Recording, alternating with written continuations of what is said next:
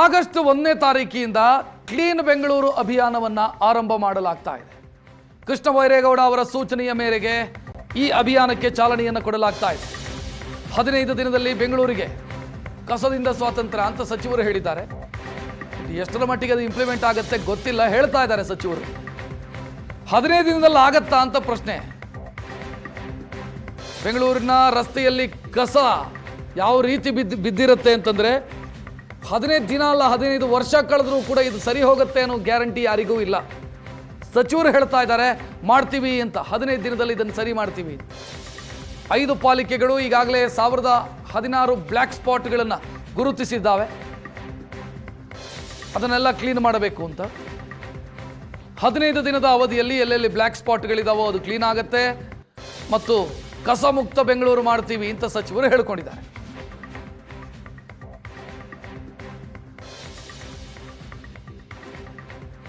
ಕಸ ಮುಕ್ತ ಬೆಂಗಳೂರು ಮಾಡೋದಕ್ಕೆ GBA ಹೊರಟಿದೆ. ಬಟ್ ನಮ್ಮ ಜನರಿಗೂ ಸ್ವಲ್ಪ ಸಿವಿಕ್ ಸೆನ್ಸ್ ಇರಬೇಕು. ಸಿಕ್ಕಲ್ಲಿ ಕಸವನ್ನು ಎಸೆದು ಹೋಗ್ತಾರೆ. ಆ ಚಾಳಿಗೆ ಹೇಗೆ ಬ್ರೇಕ್ ಹಾಕೋದು? ಬ್ಲ್ಯಾಕ್ ಸ್ಪಾಟನ್ನು ನೀವು ಕ್ಲೀನ್ ಮಾಡ್ಬೋದು, ಮರುದಿನ ತಂದು ಅಲ್ಲೇ ಎಸಿತಾರಲ್ಲ ಕಸ, ಅದಕ್ಕೇನು ಮಾಡೋದು?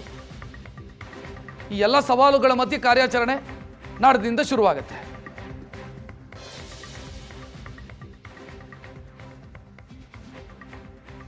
ಈ ಅಭಿಯಾನಕ್ಕೆ ಚಾಲನೆಯನ್ನು ಕೊಡಲಾಗ್ತಾ ಇದೆ. 15 ದಿನದಲ್ಲಿ ಬೆಂಗಳೂರಿಗೆ ಕಸದಿಂದ ಸ್ವಾತಂತ್ರ್ಯ ಅಂತ ಸಚಿವರು ಹೇಳಿದ್ದಾರೆ. ಎಷ್ಟರ ಮಟ್ಟಿಗೆ ಅದು ಇಂಪ್ಲಿಮೆಂಟ್ ಆಗುತ್ತೆ ಗೊತ್ತಿಲ್ಲ, ಹೇಳ್ತಾ ಇದ್ದಾರೆ ಸಚಿವರು. 15 ದಿನದಲ್ಲಿ ಆಗತ್ತಾ ಅಂತ ಪ್ರಶ್ನೆ.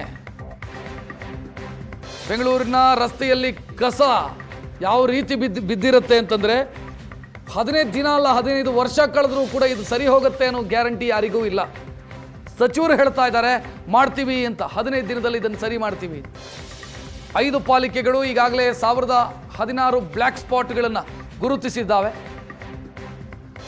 ಅದನ್ನೆಲ್ಲ ಕ್ಲೀನ್ ಮಾಡಬೇಕು ಅಂತ 15 ದಿನದ ಅವಧಿಯಲ್ಲಿ ಎಲ್ಲೆಲ್ಲಿ ಬ್ಲ್ಯಾಕ್ ಸ್ಪಾಟ್ಗಳಿದಾವೋ ಅದು ಕ್ಲೀನ್ ಆಗುತ್ತೆ ಮತ್ತು ಕಸ ಮುಕ್ತ ಬೆಂಗಳೂರು ಮಾಡ್ತೀವಿ ಅಂತ ಸಚಿವರು ಹೇಳಿಕೊಂಡಿದ್ದಾರೆ.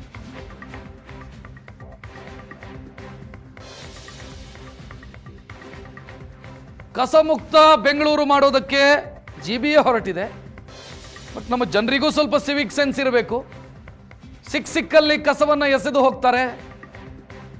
ಆ ಚಾಳಿಗೆ ಹೇಗೆ ಬ್ರೇಕ್ ಹಾಕೋದು? ಬ್ಲ್ಯಾಕ್ ಸ್ಪಾಟನ್ನು ನೀವು ಕ್ಲೀನ್ ಮಾಡ್ಬೋದು, ಮರುದಿನ ತಂದು ಅಲ್ಲೇ ಎಸಿತಾರಲ್ಲ ಕಸ, ಅದಕ್ಕೇನು ಮಾಡೋದು? ಈ ಎಲ್ಲ ಸವಾಲುಗಳ ಮಧ್ಯೆ ಕಾರ್ಯಾಚರಣೆ ನಾಡ್ದಿಂದ ಶುರುವಾಗುತ್ತೆ.